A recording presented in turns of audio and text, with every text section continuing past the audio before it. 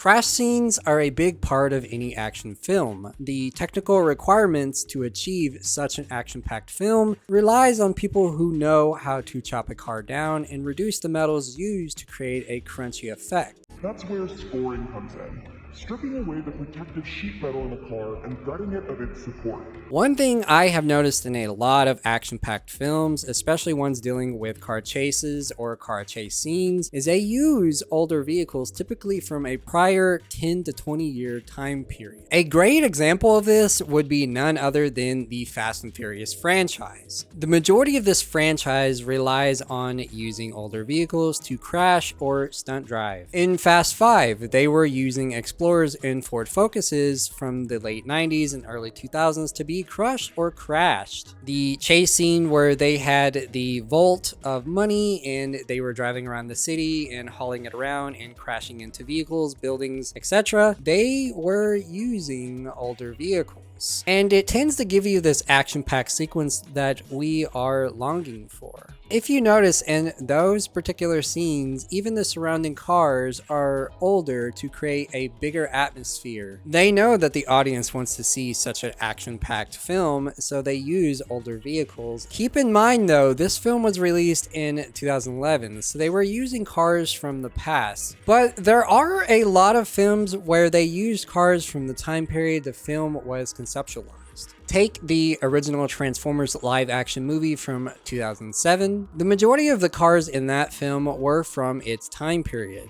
One scene that I can think of in particular is whenever the Pontiac GTO, the 2005 to 2006 model, was being chopped up. So why do films use older vehicles or newer vehicles? In a lot of instances, they use older vehicles because of money. Sometimes it's cheaper to use auction cars from an older generation to create that cinematic action-packed sequence we crave. But other times, like in the case of Transformers, GM was a big part of that franchise.